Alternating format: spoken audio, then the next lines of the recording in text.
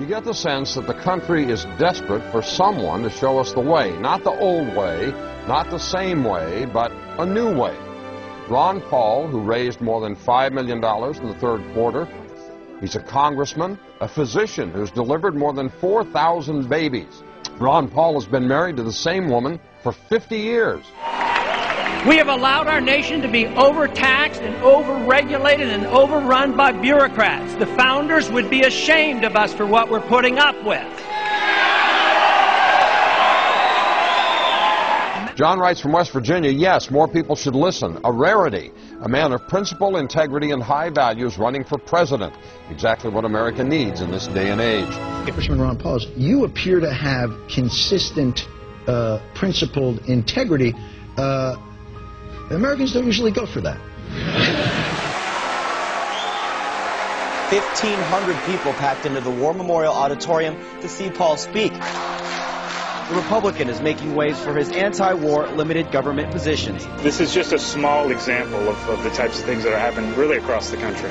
Why are you resonating with people out there? Is it because of your opposition to the war in Iraq? I think that's part of it. I think the message obviously is popular enough. They say, yes, we like the ideas of freedom, the Constitution, limited government, less taxes.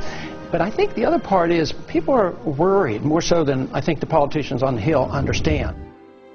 Who's the leading candidate for the Republicans for 2012? Thoughts? I think Ron Paul. Basically, I agreed with Ron Paul on everything. You are probably the favorite Republican of everybody that I know, man. You talk sensibly, you're very reasonable, you're very pragmatic in your approach. He is the Republican presidential candidate that even has some of the Democrats on his side. That's why I like you.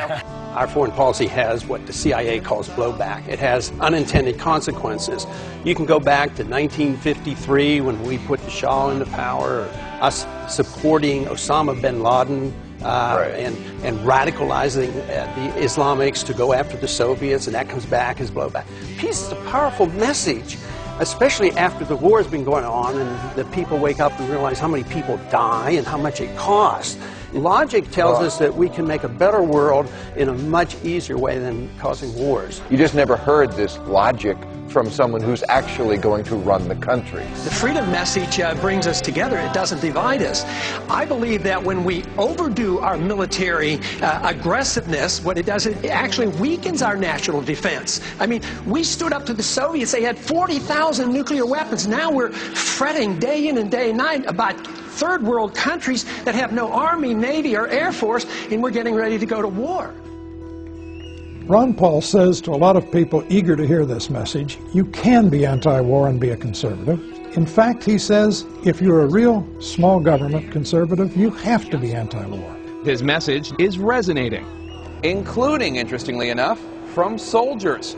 According to one study, Congressman Paul received more campaign cash from members of the military than did any other Republican presidential candidate. And finally, Steve writes from Pennsylvania, remember the line from the classic Simon and Garfunkel song, The Sound of Silence, the line that says the words of the prophets are written on the subway walls and tenement halls. When I hear Ron Paul, sometimes I wonder whether I'm not listening to a latter-day prophet with the way he speaks truth about what our nation has come to. The sign said the words of the prophets are written on the subway walls and tenement halls, and whisper in the sound.